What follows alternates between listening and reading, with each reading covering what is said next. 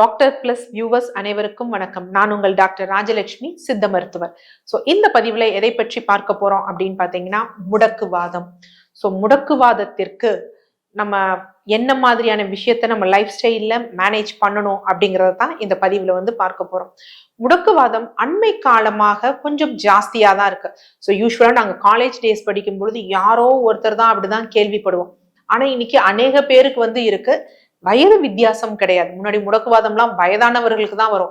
இன்னைக்கு ஸ்கூல் போற பசங்களுக்கு, அதே மாதிரி காலேஜ்ல இருக்கிற பசங்களுக்கு, இவங்களுக்குலாம் என்ன அப்படின்னு பாத்தீங்கன்னா குழந்தைகளுக்கும் முடக்குவாதம் வர ஆரம்பிச்சு. அதற்குரிய காரணம் என்ன? சிம்பிளா ஒரே ஒரு விஷயம் தான். இன்னைக்கு இந்த ஆட்டோ இம்யூன் டிசார்டர் ஒவ்வொருத்தரையும் தாக்கிக்கிட்டு தான் இருக்கு. நம்ம நினைச்சிட்டு இருக்கோம் கோவிட் வந்தது, கொரோனா வைரஸ் தான் தாக்குச்சுன்னா, அதை விட ஜாஸ்தியா தாக்கப்பட்டவங்க யாரு அப்படின்னு பாத்தீங்கன்னா இந்த தன்னுடல் தாக்கு நோயின்னு சொல்லக்கூடிய இந்த ஆட்டோ இம்யூன் டிசார்டர். இந்த ஆட்டோ இம்யூன் டிசார்டருக்குரிய ஒரே காரணம் என்ன அப்படின்னா உணவு, வாழ்வியல் முறை. இது ரெண்டும் தான் காரணம். முன்னாடி எல்லாம் இந்த ஆட்டோ இம்யூன், இந்த முடக்குவாதம்லாம் என்ன சொல்லுவாங்க அப்படின்னா இதெல்லாம் பரம்பரை சார்ந்த நோய், குடும்பத்துல யாராவதுக்கு இருந்தாதான் வரும் அப்படின்னு. ஆனா இன்னைக்கு அப்படி கிடையாது. இன்னைக்கு எல்லோருமே அவங்கவுங்களே தேடி போய் இந்த நோயை வாங்கிக்கிறாங்க.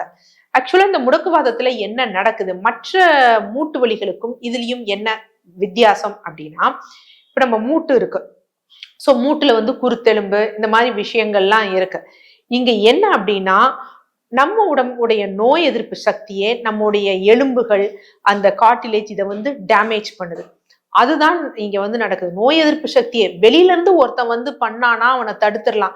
ஆனா வீட்டுக்குள்ளேயே நமக்கு ஒருத்தன் கெடுதல் பண்ணானா அவனை கண்டுபிடிக்கிறது ரொம்ப லேட் ஆயிரும். அந்த லேட்டா ஆகுறதுலயே என்ன அப்படின்னு பாத்தீங்கன்னா நோய் உடல் முழுவதும் பரவ ஆரம்பிச்சிடும். அடுத்து அதை பார்த்து இது பண்றவங்களையும் உள்ள நிறைய டேமேஜஸ் பண்ணி வச்சிருப்பான். அவனுக்கு தெரியும் நம்மளோட வீக்னஸ் என்னங்கிறதும் தெரியும். அதே மாதிரிதான் இந்த ஆட்டோ இம்யூன் டிசார்டரால வரக்கூடிய இந்த முடக்குவாதமும். இது எப்படி இருக்கும்? டிபிக்கலா இந்த பெயின் எப்படி இருக்கும் அப்படின்னு பாத்தீங்கன்னா ஒரு இடத்துல சொல்ல முடியாது. இப்போ ஒரு இடத்துல அப்படின்னா ஓகே இங்க மூட்டு தேஞ்சு போச்சு, ஒரு நாளைக்கு இந்த கால் மூட்டி வலது மூட்டியில இருக்கும், இடது மூட்டியில இருக்கும், ஒரு நாள் கைகள்ல இருக்கும், ஒரு நாள் கால் விரல்கள்ல இருக்கும். இது மாதிரி ஒவ்வொரு நாளும் ஒவ்வொரு இடத்துல இருக்கும். அதனாலதான் இதை என்ன சொல்லுவாங்க அப்படின்னா ஓடுவாதம் அப்படின்னு சொல்லுவாங்க. அதுவும் டிபிக்கலா இதோட தொந்தரவு எப்ப இருக்கும் அப்படின்னு பாத்தீங்கன்னா காலை நேரத்துல நம்ம பெட்ல இருந்து எழுறோம் அப்படின்னு வச்சுக்கோங்களேன். எழும்பொழுது என்ன அப்படின்னு பாத்தீங்கன்னா அவங்களுக்கு அந்த கால் ஊன்றதுக்கு, அவங்க அன்றாட வேலைகளை அன்னைக்கு சும்மா ஒரு பிரஷ் பண்றதுக்கு ஸ்டார்ட் பண்றது கூட கொஞ்சம் டைம் எடுத்துக்கும், ரொம்ப கஷ்டமாயிடும். இதற்குரிய காரணங்கள் மேஜரா பெண்களுக்கு ஏன் வருது, அதாவது பரம்பரை சார்ந்து இல்லாம ஆண்களுக்கும் பெண்களுக்கும் மெயினா வரக்கூடிய காரணம் என்ன அப்படின்னா முதல் நிலையா ஸ்ட்ரெஸ் தான். பெண்களுக்கு மாதவிடாய் காலம், இல்ல குடும்பத்துல ஏதோ ஒரு மன அழுத்தம் போன்ற சூழ்நிலையில தான் பெண்களுக்கு இந்த முடக்குவாதம் வருது. ஆண்களுக்கும் அதே மாதிரிதான். எக்கனாமிக்கலா ஏதாவது ஒரு பினான்சியலா ஏதாவது பாதிப்புக்கு உள்ளாயிட்டாங்கன்னு வச்சுக்கோங்களேன், அந்த மாதிரி ஆண்களை தான் இதை அதிகமா டார்கெட் பண்ணுது. இதன் இல்லாமல் என்னன்னா மது பழக்கம், புகைப்பழக்கம் இருக்கக்கூடிய ஆண்களுக்கும் இது அதிகமா இருக்கு. அதிகமா தவறான உணவு முறைகள், துரித உணவுகள், ஃபாஸ்ட் ஃபுட் சாப்பிட்றாங்க பாத்தீங்களா, அவங்களுக்கு அவங்க குடல் கேடடைஞ்சு கட் லீக்கேஜ் அப்படிங்கிற ஒரு பிரச்சனை வரும்பொழுது என்ன அப்படின்னா இந்த முடக்குவாதம் ஜாஸ்தியாகும். இதுல முடக்குவாதத்தால பாதிக்கப்பட்டவர்கள் இந்த இதை பார்த்துட்டு உள்ள வந்தீங்கன்னா அவங்க என்ன யோசிச்சிருப்பீங்க அப்படின்னா முடக்குவாதம்னா லைஃப் லாங்கா மெடிசன் எடுக்கணும்னு சொல்றாங்களே டாக்டர், அப்ப நான் என்ன பண்றது, லைஃப் லாங்கா நான் எடுத்தாகணுமா? ஆனா நீங்க பல நாளா லைஃப் லாங்கா எடுக்கிறவங்களுக்கு கூட பாத்தீங்க அப்படின்னா நாளுக்கு நாள் முடங்க ஆரம்பிச்சிருவாங்க. அவங்களோட ஒவ்வொரு ஜாயின்ஸும் முடங்க ஆரம்பிக்கும், நடக்க முடியாது. ஆனா சில பேருக்கு வலி வேதனைகள் வரும், வலி வேதனைகள் கூட இருக்காது, ஆனா உறுப்புகள் முடங்க ஆரம்பிக்கும். நிறைய பேர் ஸ்டீராய்ட் சார்ந்த ட்ரீட்மெண்ட்டை தான் சார்ந்து இருப்பாங்க. இதுல தீர்வு, எனக்கு முழுமையான தீர்வு வேணும் அப்படின்னா நம்ம ஃபர்ஸ்ட் ஒண்ணு புரிஞ்சுக்கணும். இந்த நோய் ஒரு மாதத்துல 2 மாதத்துல இப்படி எல்லாம் வந்தது கிடையாது. 2 நாளா நம்ம செஞ்சக்கூடிய தவறாலதான் இது வந்திருக்கு. அப்ப நம்ம ட்ரீட்மெண்ட் எடுக்கிறோம்னா நம்ம பெயின் குறையுது, RA நெகட்டிவ் ஆகுது, இல்ல CRP நெகட்டிவ் ஆகுது, இன்னும் சிலருக்கு ஜீரோ ஆர்த்ரைட்டிஸ்ன்னு சொல்லுவாங்க, ஆன்டி-CCP, இதெல்லாம் நெகட்டிவ் ஆகணும். அது ரொம்ப முக்கியமான விஷயம். அதையும் தாண்டி நம்ம டயட்டை கொஞ்ச நாளைக்கு நம்ம மெயின்டைன் பண்ணணும். நான் நல்லா இருக்கு, வலி வேதனை இல்லை, ஒண்ணுலன்னு சொல்லிட்டு ஒரு நாள் தான் நம்ம சாப்பிடுறோம் அப்படின்னு சொல்றோம் பாத்தீங்களா, அது ரொம்ப தவறான விஷயம்.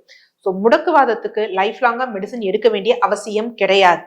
ஆனா அந்த நோயில இருந்து முற்றிலும் வெளிவரும் வரைக்கும் நம்ம ரொம்ப என்ன சொல்றோம்னா பயபக்தியா நம்ம உணவு முறையை ஃபாலோ பண்ணோம் அப்படின்னா, முடக்குவாதம் மட்டும் கிடையாது, முடக்குவாதத்தை தொடர்ந்தும் நிறைய நோய்கள் வர வாய்ப்பு இருக்கு. யூஸ்வலா இது ஆட்டோ இம்யூன் டிசார்டர்னு சொல்றோம். சில பேருக்கு முடக்குவாதத்தை தொடர்ந்து சிறுநீரகத்தை பாதிக்கப்படுத்தக்கூடிய நெஃப்ரோட்டிக் சிண்ட்ரோம் வரும். முடக்குவாதத்துல இருதய சம்பந்தப்பட்ட பிரச்சனைகள் கூட வந்திருக்கு. சோ உயிருக்கு உயிர் பாதிப்பு கூட ஏற்பட்டவங்க இருக்காங்க. அதனால என்ன அப்படின்னா, நம்ம இந்த மூட்டை மட்டும் கான்சென்ட்ரேட் பண்ணக்கூடாது. பல நாள் செய்த தவறு தான் இந்த நோய் வந்திருக்கு அப்படின்னு சொல்லி உரிய உணவு முறைகளை ஃபாலோ பண்ணாங்கன்னா லைஃப் லாங்கா மெடிசன் எடுக்க வேண்டிய அவசியமும் கிடையாது. நம்ம நோயை விட்டும் வெளிவந்துடலாம். அது ரொம்ப முக்கியம். சரி, நம்ம எந்த மாதிரியான உணவு முறைகள் எடுத்தாலும் நம்ம முக்கியமா தெரிஞ்சு கொள்ள வேண்டிய விஷயம் என்ன அப்படின்னா, கொஞ்ச நாள் நம்ம இந்த கிழங்கு வகை உணவுகளை ரெஸ்ட்ரிக்ட் பண்ணணும். அது ரொம்ப முக்கியம். ஏன் அப்படின்னா, இந்த கிழங்கு வகைகள் ஒரு அஜீரணத்தை ஏற்படுத்தும். அது இன்னமும் நமக்கு இந்த பெயின்ஸை ஜாஸ்திப்படுத்தும். அடுத்து இந்த முடக்குவாதம் கட் லீக்கேஜ் இருக்கும். அப்ப நம்ம புரதம் சார்ந்த உணவுகளை எடுத்தோம் அப்படின்னா, அதிக அளவு புரதம் சார்ந்த உணவுகளை எடுத்தோம் அப்படின்னா இன்னும் தொந்தரவுகள் ஜாஸ்தியாகும். இது ஒரு சைடு இருக்கு. பட் இதே இது ஆப்போசிட் சைடு என்ன அப்படின்னா, வெறும் இந்த மாமிசம் இதெல்லாம் சாப்பிட்டே, அதாவது அசைவ உணவுகளை சாப்பிட்டே, புரத உணவுகளை சாப்பிட்டே நம்ம முடக்குவாதத்தையும் இது பண்ணலாம். ஸோ 2 சைடுமே இருக்கு. இங்க உணவுகள் தவறு கிடையாது. நம்ம எதை செலக்ட் பண்ண போறோம், என்ன மாதிரியான மருத்துவ முறை செலக்ட் பண்ண போறோம் அப்படிங்கிறத பார்த்து நம்ம டயட் இது பண்ணோம் அப்படின்னா நம்ம ஈஸியா ரிவர்ஸ் பண்ணலாம். ஏன் அப்படின்னா, டாக்டர் நீங்க சொல்றீங்க, இப்ப நமது மருத்துவமனையிலேயே பாத்தீங்க அப்படின்னா இது வேண்டான்னு சொல்றவங்களும் இருக்கு. இதே முடக்குவாதத்திற்கு நீங்க முட்டை சாப்பிடுங்க, மீன் சாப்பிடுங்கன்னு சொல்லி கிளியர் ஆனவங்களும் இருக்காங்க. கம்ப்ளீட்டா கிளியர் ஆனவங்களும் இருக்காங்க. ஸோ இது பொதுவான கருத்து கிடையாது. நம்ம என்ன மருந்துகள் எடுக்க போறோம், என்ன மருத்துவ முறை எடுக்க போறோம் அப்படிங்கிறத பொறுத்து இது டிஃபரெண்ட் ஆகும். இருப்பினும் எதுவா இருந்தாலும் நம்ம காமனா ஒரு ட்ரீட்மெண்ட் எடுத்தீங்கன்னா, அதிக புரதம் எடுத்துக்கிட்டோம் அப்படின்னா கட் லீக்கேஜ இது பண்ணும். இது காமனான நான் ட்ரீட்மெண்ட்டுக்கு தான் சொல்றேன். முடக்குவாதம் இருக்கிறவங்க ஸோ வீட்லயே நம்ம ப்ரிப்பேர் பண்ணி சாப்பிடலாம் அப்படின்னா 2 அரிய ஒரு சூப்பரான பானம் இருக்கு. முதல்ல பாத்தீங்க அப்படின்னா சுக்கு பால். சோ இந்த முடக்குவாதம் உள்ளவர்கள் உணவுல ரொம்ப முக்கியமான விஷயம்னா, குளிர்ச்சி தரக்கூடிய உணவுகளை தவிர்க்கணும். உடலுக்கு உஷ்ணத்தை தரக்கூடிய உணவுகளை இது பண்ணும். அதற்காக தான் சுக்கு பால்.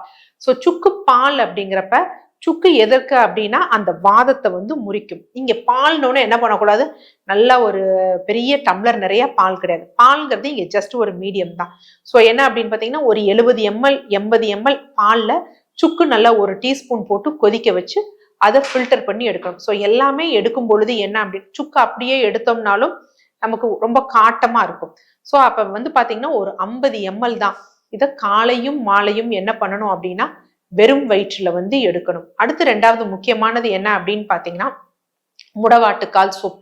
ஸோ கிழங்குகள் வேண்டான்னு சொல்லியிருக்கோம். பட் முடவாட்டுக்கால் அப்படிங்கிறது இன்னைக்கு நிறைய அவேர்னஸ் வந்துருச்சு. ஆக்சுவலா ரீசெண்டா ஒரு வீடியோ பார்த்தோம், முடவாட்டுக்கால்னு சொல்லி எல்லாருமே மழையில இருக்கிறத இது பண்ணிட்டாங்கன்னா, ஆக்சுவலா இது நம்மளுடைய சொத்து அப்படின்னு கூட சொல்லலாம். ஸோ அதனால என்ன அப்படின்னா, இது மருத்துவத்திற்காக தேவைக்காக எடுக்கணுமே தவிர, சும்மா எல்லாருமே முடவாட்டுக்கால் சூப்பை இன்னைக்கு என்ன பண்ணிட்டாங்கன்னா, சாயந்தர நேரமா எனக்கு முடவாட்டுக்கால் வாங்கிட்டு நான் டெய்லி சூப் குடிக்கிறேன், இதுல கால்சியம் இருக்கு, அதனால நான் டெய்லி குடிக்கிறேன் அப்படிங்கறதெல்லாம் தவறான விஷயம். வாதம் இல்லாத ஒருத்தர் முடவாட்டுக்கால் எடுத்தாங்கன்னா அதுவும் கூட நமக்கு சைடு எஃபெக்ட் இருக்கு. அதனால முடவாட்டுக்கால் 2 பேருக்கு நம்ம யூஸ் பண்ணலாம். ஒண்ணு ஃப்ராக்சர் ஆனவங்களுக்கு, இன்னொன்னு முடக்குவாதம் உள்ளவங்க. தயவு செய்து அடுத்தவங்க யூஸ் பண்ணாதீங்க. ஏன்னா அடுத்தவங்க எல்லாரும் சும்மா யூஸ் பண்றதா எக்ஸ்பிளாய்ட் ஆகி அந்த மூலிகை அழிஞ்சு போயிடுது. இவங்க 2 பேர் மட்டும் எடுக்கலாம்.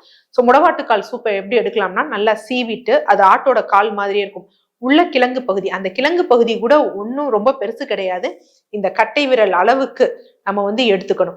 எடுத்துட்டு நல்லா சின்னதா நறுக்கிட்டு நம்ம சீரகம், சோம்பு, மஞ்சள் தூள் போட்டு நல்லா ஒரு 3 கிளாஸ் தண்ணீர் விட்டு கொதிக்க வச்சு ஒரு கிளாஸா ஃபில்டர் பண்ணி மாலை வேலைகள்ல எடுக்கணும்.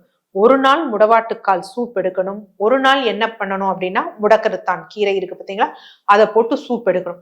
ஸோ இந்த மாதிரி நம்ம தொடர்ந்து எடுக்கும் பொழுது நம்ம வாதம் வந்து குறைய ஆரம்பிக்கும், நல்ல செரிமானம் சீராகும். முடக்குவாதம் உள்ளவர்களும் புரிஞ்சுக்கணும், நம்மளுடைய நோய்க்குரிய மெயின் ரீசனே என்ன அப்படின்னா, நவீனத்துல வந்து நம்ம ஆட்டோ இம்யூன் டிசார்டர் அப்படி இப்படின்னு சொன்னோம்னாலும் செரிமானம் தான். ஸோ செரிமானத்தை சீர் செய்தால்தான் இதை சரி செய்ய முடியும். பச்சரிசி போன்ற உணவுகளை வந்து நம்ம தவிர்த்திடணும். ஏன்னா பச்சரிசி அப்படிங்கிறப்ப அது அதிகமா வந்து டைஜஷனுக்கு வந்து ரொம்ப கஷ்டமா இருக்கும். ஸோ அந்த மாதிரி உணவுகள் இல்லாம தூய மல்லி, புழுங்கல் அரிசி, ஸோ இந்த மாதிரி உணவுகளை வந்து எடுத்துக்கணும். ஸோ இப்படி ஒரு டயட்டை ஃபாலோ பண்ணோம்னா இந்த முடக்குவாதத்துக்கு லைஃப் லாங்கா நம்ம மெடிசின் எடுக்க வேண்டிய அவசியம் கிடையாது. நல்லது ஒரு தீர்வு கிடைக்கும். நன்றி.